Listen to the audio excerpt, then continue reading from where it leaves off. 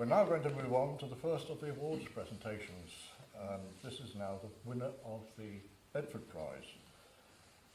We decided after the last competition that we should actually try and encourage Bedford writers to enter. And the way we thought we'd do it was to actually have a special prize for them. And to qualify, you actually have to be living within the borough of Bedford. Now, the borough of Bedford is actually quite extensive. I'd say, is it 165,000 people? Yep. That's, so it's quite a number of, quite a catchment. And we've had 47 stories from Bedford, which is a reasonable number. Margaret Norwich is here. Again, sorry, can't see you. You're right at the front. Haven't escaped. And she agreed to be the judge for the competition. I'll just say a few words about her. Margaret actually was born in the USA, but she's chosen to actually set up home in a village just outside Bedford.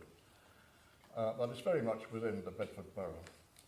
Margaret's first association with the writing competition was when she interviewed Sophie Hannah last year at the Trinity Theatre. Sophie Hannah is a crime, or mystery writer I should say, that's probably a better description, and she agreed to be interviewed and answer questions, and Margaret acted as the interviewer and did very well. Thank you very much. Having studied liberal arts at Vassar College, New York, she came over to England to read English at Girton College, Cambridge. And she's since lectured in English literature at the De Montfort and Cranfield universities.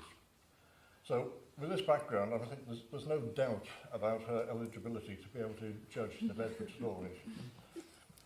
I think we can say that, well, there's a saying, isn't there, that USA and Britain are two countries separated by a common language. Well, I think in the case of Margaret, we can say that she epitomises a link between two countries that might otherwise be separated by a common language. Right, as I said, there were 14 stories altogether, and she read all of them. So that's good, big feat, yeah, a lot of effort there. Thank you very much. And I'm sure you'll tell us just how difficult it was to arrive at the winner. So I'll now ask you, Margaret, if you'll come forward, please, and present the cheque, announce the winner, I say, and present the cheque. Thank you very much, Philip, and thank you very much for your kind words. There's a lot to live up to. I have to say, first of all, I'm just delighted to be here this evening to celebrate the formidable literary talent in our town. The only thing that was difficult about my job was choosing the winner, and I'd like to thank all the readers who helped me to do that. We certainly have a lively literary community already in Bedford, and with the help of Beanstalk, we'll be training up the next generation. So I think we have a lot to look forward to in Bedford. The shortlisted stories also suggest that love is very much alive and kicking in our town. The shortlisted stories, and I'm going to say a few words about them in alphabetical order by the author of the stories, are Suspicious Minds by Emma Dello, a modern story in the tradition of O. Henry, but with a nod to Elvis in the title, in which a young woman doubts her lover's intentions and only learns too late the strength of his devotion to her. The second shortlisted story is Memento Mori in Malta by Phyllis Dixon, a beautifully written and evocative account of a woman's brush with her romantic past in an exotic setting redolent of love and death. The next story is From Delhi to Bedford by Michelle O'Connell, a carefully crafted and moving memoir of a young couple's journey to a new country and culture, a journey made magical by blossoming and sustained romantic love. And the last shortlisted story is Foul Means by Jessie Perrin, and I hope I've said that name correctly. A warm and charming story of romance in later life by whatever means, fair or foul. Short, sweet, and witty. You can imagine how difficult to choose a winner from 4 such wonderful shortlisted stories. But that was my job, and so I can announce that the winner is From Delhi to Bedford by Michelle O'Connell.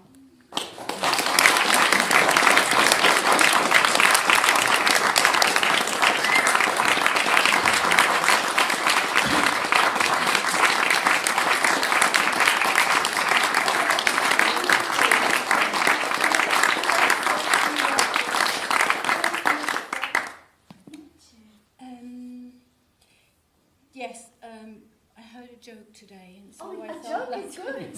I like a joke. First of all, I'd like to say that the retirement centre is not just for old fuddy-duddies, but it's now being renamed the Rothway Education Centre, so anyone can go. Am I right? Yes. Yes, I'm pleased to have won this to give a voice to my character, because it's actually a true story. I just wrote it. And I think it's topical in a world where a lot of people move from where they're born to where they want to live. For instance, I didn't like France, so I came to live here. And there's a lot of people who... You're very welcome. Standing ovation. And there are a lot of people who come to France from England because they think they're going to have an easier life. And I know they're not, so it's the topic of my books. And I've got 8 novels in my computer, which nobody has seen. So my joke is, a man goes to a church, and every week, he begs the saint, and he says, please, please, please, can I win the lottery? And he says that week after week. And after months, the saint is fed up and gets off his pedestal and says to the man, please, please, please buy a lottery ticket. And this is my ticket.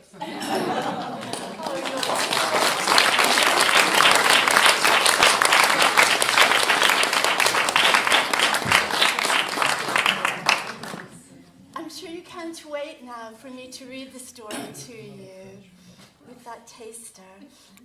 I'm going to do my best, Michelle, with your story. And if I make any mistakes with the pronunciation, please correct me. You can call out or tell me later. Thank you. Pathy glanced into the dim shop where a girl was unrolling a sari for a customer. Which one, uncle? The one in orange. Pathy peered again. His eyes settled on a girl with a pleasant face and a milky complexion. His heart skipped a beat. Yes, yes, uncle, I will marry her. The young man's mind soared above the swarming market, somersaulted above the mess of roofs, eager to fly away, escape his narrow life, and begin anew with the girl in the orange sari. They headed for the Delhi bus station.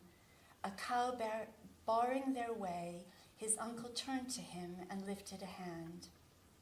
You won't tell your father that you have seen her, will you? Rejuvenated, the uncle's eyes twinkled, a grin revealing 2 brown teeth. I did just the same when I was your age. The old skin was so leathery, the white Rajasthani moustache and turban so frayed that Pathik struggled to bring up the vision of a young groom. I found out where your auntie lived and rode to her farm, the old man cackled.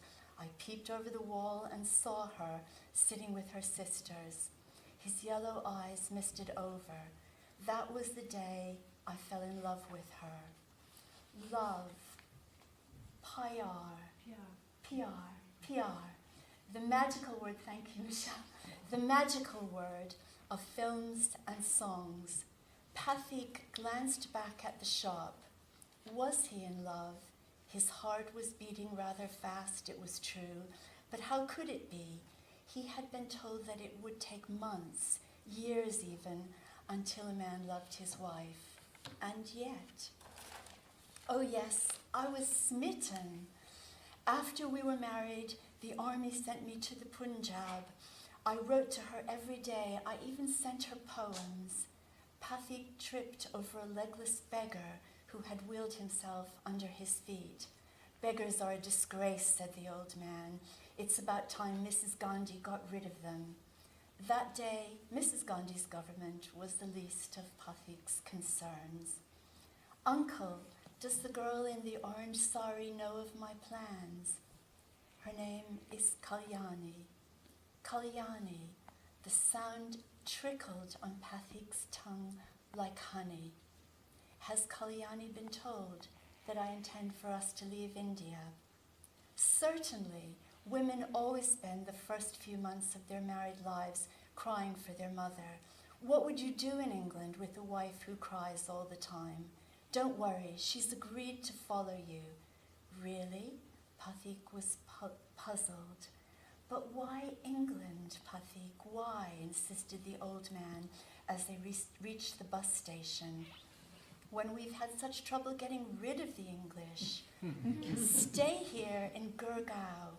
Our farm is doing well. The 4 buffaloes feed everyone, and we can grow enough wheat and beans for your new family. Yes, why England? Pathik asked himself as he searched for the Gurgaon bus. Was it because the 60s were modern times? Because he wanted to be part of that great we can do anything feeling sweeping the world? Was it because his very name, Pathik, meant the traveler? Don't miss out a page. They sat in silence. The Gurgaon bus was far too noisy to hold a conversation. The driver beeped his horn at every dog, pig, goat, cow, and camel cart they met along the 20-mile track, snaking out of Delhi through fields and eucalyptus forests. Coughing dust, they walked home along a sunken path lined with dung cakes and rushes. Pathik's resolve weakened as the low evening sun spun gold over ploughed fields. The last rays bounced off the brass pots women carried on their heads. Laughing, they pushed buffaloes in front of them. Inside the walls of the farm compound, a calf slept, curled up in the sand.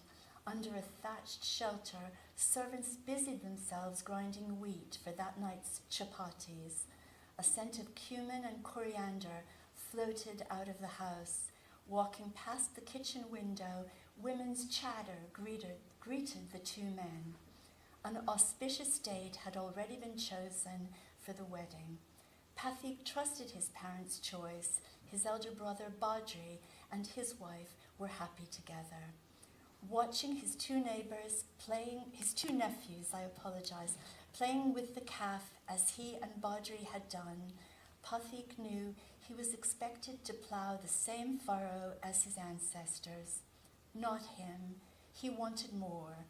The world was changing for the better, and he wanted to be part of it. December arrived at last, wedding season. Riding a richly caparisoned horse, Pathik headed a noisy procession of family and friends all the way to Kalyani's village. Preceded by a band of drummers, he reached the gate of her farm.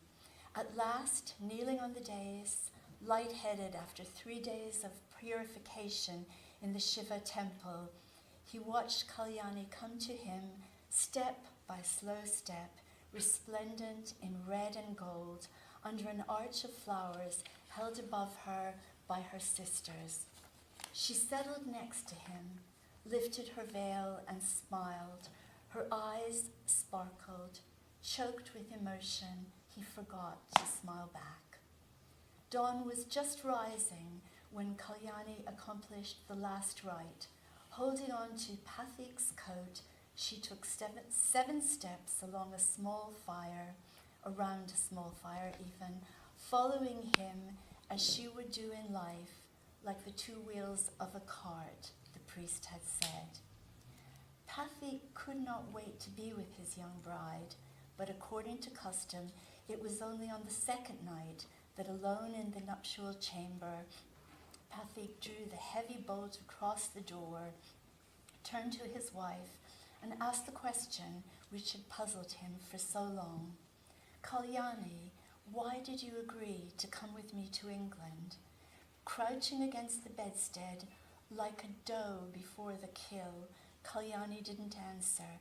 She bit her fists, eyes huge with fear, unable to speak. Tentative, compassionate, Pathik sat on the bed and held her. Above all, be patient. Make sure she is ready, his brother had advised him. Don't rush her. Dizzy with the rustle of her silk, the softness of her arms and her perfume, Pathik felt dislocated, his body exploding into a million particles of light. He held her chastely and surrendered to fate, his spirit merging with hers. After a very long time, Pathik cleared his throat. There is something I must tell you. He looked into Kalyani's damp eyes. You know that I am an accountant, but in order to get to England, I have had to agree to do manual work. Kalyani took his hand in hers, opened it, and studied the soft skin of his fingers with a mischievous grin.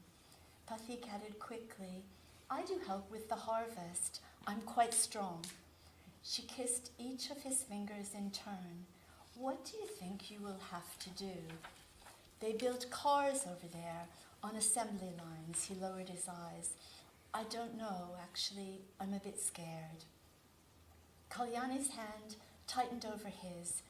She hid her face in his shoulder and spoke so low that he could hardly hear her. Pathik, I too have something to tell you. I am so sorry, but I am not. Her voice was strangled. An uncle raped me, she confessed in a sob. There will be no blood. His first reaction was to push her away, tell her he felt betrayed. Instead, he held on to her, his fingers digging into her skin until his anger subsided. Which one? Was he here today? You wait, No, Pathik, please. It's no use. We owe him. I've warned my sisters. Words caught in her throat. There's nothing we can do. Swallowing his rage, he tentatively lifted a hand, stroked her hair, and let her cry out all her tears, promised that he would not touch her, not tonight, that he would wait. They had a whole life ahead of them, didn't they? A good life, just the two of them, the two wheels of a cart. Kalyani's dowry covered the price of plane tickets from Delhi. Neighbors, family, and servants assembled in silence in the yard of the farm to watch them pile cases filled with spices and homegrown produce onto the horse cart. Pathik's eyes were drawn to the terraced roof. How many summer nights had he spent there under the bowl-shaped moon with his gang of cousins? A long breath left his body.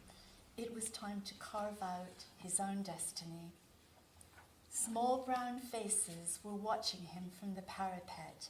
The boys would be exhorted to study and get a good job like Uncle Pathik. Failure was not an option. At the coach station, while their luggage was being strapped to the roof of a bus, a wistful Badri hugged him, slapped him on the back, and joked, when you come back, I will pick you up in my car. Pathik nodded, his heart about to break. He summoned up a smile. A car? Gurgo did not even have roads. When the newlyweds reached Doncaster on Boxing Day, nothing had prepared them for the pervasive cold, the empty streets, the barren drabness, and the ghostly faces which all look the same. Orphaned, they wandered about in a daze, wondering what they had done. Then they found out that Pathik was to work in a coal pit. While her husband toiled at the bottom of his inferno, Kalyani waited alone, too scared to go out. When Pathik came home at night, she knelt by the tub in front of the coal fire and washed the grime from his body. Exhausted, he still found the strength to kiss away the filth that had sullied her. Out of that wretchedness, their love grew, filling their soul with light, with warmth, with hope. For 6 months, Pathik hurled his anger and shame at the rock, buoyed by Kalyani's smile, waiting for him at the end of the day. Finally, their nightmare at an end, they fled Doncaster and asked for 2 tickets for a town where they knew they would find kindred souls, spiritual support, and spices, but don't get your hopes up, it's Bradford.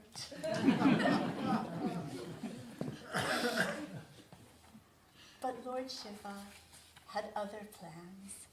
Pathik found himself in Bedford instead, assembling pumps on the factory floor of Allen's Engineering while searching for an accountancy job worthy of his qualifications. At long last, he was able to abandon his boiler suit and, clad in smart grey cloth, take possession of a wooden desk and a metal filing cabinet. When this should have been the end of his tribulations, he found it was another test. "Oh, Lord Shiva," pleaded Pathik one morning when he could take no more, watching spirals of incense lift his prayers from the home shrine. "You gave me a good wife, and I thank you for it. You gave me the strength to work in the mine and taught me humility. But Lord, you know my soul. Please tell me what to do." Put in charge of salaries, Pathik had soon realized that he was paid less than the dim typists in beehives and miniskirts who clustered around the tea trolley, boasting of baby sham-fueled nights of sex. It was humiliating. That Friday, Pathik knocked on the glass door of the boss's office. Mr. Arbuthnot, a mastiff of a man, received him from a noxious cloud of smoke. "What's the matter?" growled the old man, ash dropping on his pinstripe suit. Pathik hesitated. He fingered the thin payslip envelope inside his trouser pocket, fighting the urge to turn back. "Come on, man, speak up. I haven't got all day." Pathik visualized himself inside a beam of light sent down by Lord Shiva and stood tall. "Sir, I am very sorry, but I should be paid according to my responsibilities. I know I receive less than... Arbuthnot's smirk prevented him from carrying on. "Listen, Chandrani." The piggy eyes fixed Pathik with contempt. "I was good enough to give you a job where you don't have to get your hands dirty. You should be thanking me. Now we'll talk no more of this outburst. Close the door when you go." "What do you mean you have resigned?" Kalyani's bangles jangled in anger. "How are we going to pay the rent? Oh, Pathik, what have you done?" "I am sorry. We work hard. We deserve a proper life." Pathik placed both hands on her shoulder. "Pyari? Pyari, beloved. It is time we found you a job too. But how?" Pathik hesitated. He felt disloyal at the decision he had come to. Kalyani was so beautiful in her blue sari. He took her in his arms, drew her to him, and ran his hand over her breasts in a sudden rush of guilt and desire. "Pathik," said Kalyani, "what are you doing? Come here, let me show you how much I love you." 2 hours later, Kalyani followed her husband to the high street and into the tall Art Deco building of E.P. Roses. With a bout of sudden confidence, Pathik led his wife to the top floor, where he ordered a pot of tea for 2. Half a crown for tea and a portion of cake was extortionate, but it was what English people did. It was time to fit in. "You'll never get a job if you don't look like them," said Pathik, pushing the cake towards her. Kalyani nodded meekly. Moments later, they stepped down the grand staircase, glancing down the rows of drab suits, drab skirts, and drab jackets. After an awkward search, they settled on a couple of navy blue dresses, which Kalyani tried on while Pathik gathered up armfuls of her discarded sari, shutting his heart to the glorious scents of sex, perfume, and incense emanating from its folds. "What do you think?" Kalyani stepped out of the booth, self-consciously pulling at her knee-length dress, her face flushed with shame. She had never before exposed her legs. Unable to look his wife in the eye, Pathik crammed the last of the sari into a bag and turned to the sales assistant. "She'll keep the dress on. I will pay for everything now." "Oh, Pathik, please, give me time." Pathik remained immune to his wife's pleas. He grumbled at her with a callous determination he did not feel. "That's what you are wearing now, my dear. We are here to stay." Phew, it's warm. To think it was snowing when we left Bedford. Pathik spotted their luggage on the carousel at Delhi Airport and winced as he hoisted the cases onto the trolley. Filled with presents, they were heavy, but he had been away for decades. He had to make an impression. "Badri says he's too old to drive, so Raj will pick us up. I hope we recognize him." Fanning herself with her boarding pass, Kalyani ran a hand over her damp grey hair. "Of course we will. You Skyped him only last week." "Uncle, over here." A young man dressed in white waved from the barrier. He bowed and touched his uncle's feet and greeted his auntie the same way before leading them to an SUV parked on the pavement. He put the luggage in the boot. "I'm glad I took the safari. I'd never have fitted all those bags in the BMW." Once they hit the freeway, Pathik glanced at his nephew and saw himself at that age, ambitious, cocky, and ready to take on the world. "2 cars, hey? You've done well." Uncle, it's been hard work. Everyone wants to be a mover and a shaker in India." Raj yanked the wheel to avoid a rickshaw. "Life's easier in England." Pathik's jaw dropped at the cheek of it. He swallowed hard. Did his nephew really think he'd had it easy? Then again, he only had himself to blame. His letters home had always bordered on the boastful. He shot a wide-eyed glare back at Kalyani. She patted his shoulder with a benevolent smile. "Shame the girls aren't coming," Raj said. "Plenty of time when they finished university." Pathik took deep breaths of thick, acrid air. The traffic was dreadful. Clutching the dashboard, he looked for familiar landmarks, but Gurgaon had become a suburb of Delhi. "Is there anything left of the farm?" Everything had gone. Eucalyptus forests had given way to roads and farms to high-rise flats, but for a few brown pigs rooting around parked cars, they could have been in Manhattan. Raj waggled his head. "We sold to a developer. He built 5 apartment blocks on our land and gave us the biggest top flat," he grinned. "Plenty of room for you and Auntie." Bereft, Pathik was overcome with yearning for the fields of wheat, the lazy buffaloes, and women returning from the well, pots of gold balancing on their heads. Yes, this was the progress he'd wished for. This was what the future looked like. Aching for remnants of his past, his heart did a flip. Preserved inside the tentacles of a banyan tree, the old Shiva temple was still there. What you give, you receive. It is the law of karma, the old priest had said. Pathik had tried to be a good man. He'd worked hard, and so had Kalyani in her post office. But financial success was a double-edged sword. He would boast to Badri, of course, and Badri would boast back. But tomorrow, he would go and give thanks to Lord Shiva for the best thing of all, for the love that had grown over the years, the love that had kept the sparkle alive in Kalyani's eyes and her smile warm.